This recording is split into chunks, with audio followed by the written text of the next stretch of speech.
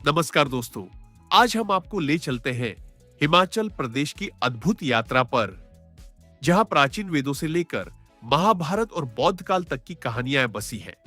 जहां कभी गोरखा और मुगल आए, अंग्रेजों ने राजधानी बनाई और फिर यह प्रदेश स्वतंत्र भारत का हिस्सा बना।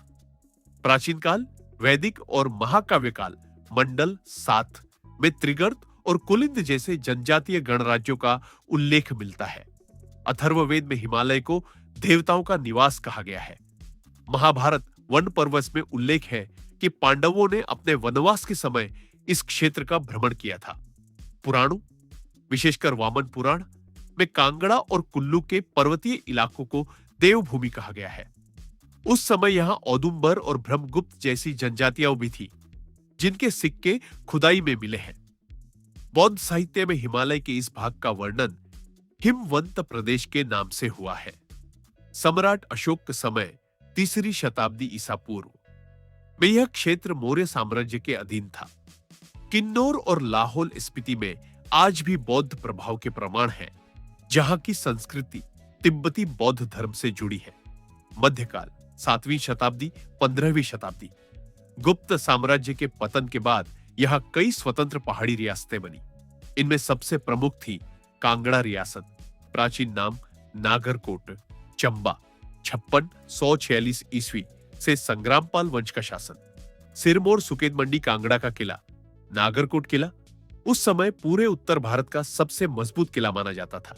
राजतरंगिणी कल्हड़ रचित में भी हिमाचल की कई रियासतों का उल्लेख मिलता है। मुगल काल 16वीं 18वीं शताब्दी, 1556 में अकबर ने कांगड़ा पर कब्जा किया। जहांगीर ने 1620 में कांगड़ा किले पर अधिकार किया, लेकिन पहाड़ी राजा कई बार विद्रोह करते रहे। चंबा और मंडी जैसी रियासतें अपनी स्वायत्तता बनाए रखने में सफल रही। गोरखा और सिख काल 1803 में नेपाल के गोरखाओं ने आक्रमण कर सिरमौर, कुल्लू और कांगड़ा तक पर कब्जा कर लिया। कांगड़ा नरेश महाराजा संसार चंद ने अंग्रेजों और सिखों से मदद मांगी। 1809 में महाराजा रणजीत सिंह ने कांगड़ा को गोरखाओं से छुड़ाया। 1815 से 16 के एंग्लो नेपाल युद्ध के बाद सुगौली संधि हुई और गोरखाओं का प्रभाव खत्म हुआ। इसके बाद यह क्षेत्र अंग्रेजों के नियंत्रण में आ गया। ब्रिटिश काल 1815 से 1947, अंग्रेजों ने हिमाचल की रियासतों को हिल स्टेट्स के रूप में संगठित किया। शिमला को 1964 में भारत की ग्रीष्मकालीन राजधानी घोषित किया गया। 1903 में कालका शिमला रेल लाइन का उद्घाटन हुआ, जिससे शिमला राजनीतिक केंद्र बन गया। 1557 के विद्रोह में अधिकतर रियासतों ने अंग्रेजों का साथ दिया, इसलिए उन्हें छेड़ा नहीं गया। 20वीं सदी में यहां प्रजामंडल आंदोलन शुरू हुआ, जिसमें लोकतांत्रिक शासन की मांग की गई। स्वतंत्रता संग्राम और हिमाचल 1939 में हिमाचल प्रांत कांग्रेस की स्थापना हुई। सिरमौर का पजौता आंदोलन 1942 अंग्रेजों और रियासत के खिलाफ हुआ। मंडी, चंबा और सुकेत रियासतों में प्रजामंडल आंदोलन फैला। डॉ यशवंत सिंह परमार स्वतंत्रता आंदोलन में सबसे बड़े नेता बनकर उभरे।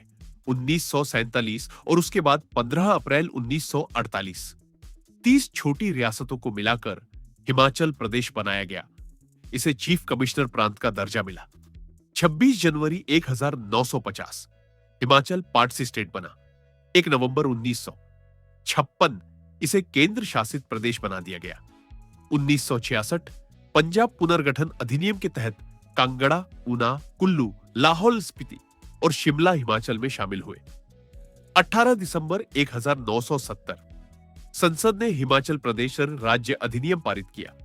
25 जनवरी 1971 हिमाचल प्रदेश भारत का 18वां राज्य बना। दोस्तों, यह थी हिमाचल प्रदेश की यात्रा। ऋग्वेद से लेकर महाभारत और बौद्ध ग्रंथों तक, मुगलों और गोरखाओं से लेकर अंग्रेजों तक, और फिर 1971 में एक पूर्ण राज्य बनने तक। यही कारण है कि हिमाचल को देवभूमि कहा जाता है, क्योंकि यहां देवताओं में आस्था और प्रामाणिक ऐतिहासिक परंपरा बसी हुई है। वीडियो अच्छा लगा हो तो लाइक और सब्सक्राइब करें। कमेंट में बताएं कि आपको हिमाचल की सबसे सुंदर जगह कौन सी लगती है। और हिमाचल का देवाधिदेव महादेव से क्या संबंध है।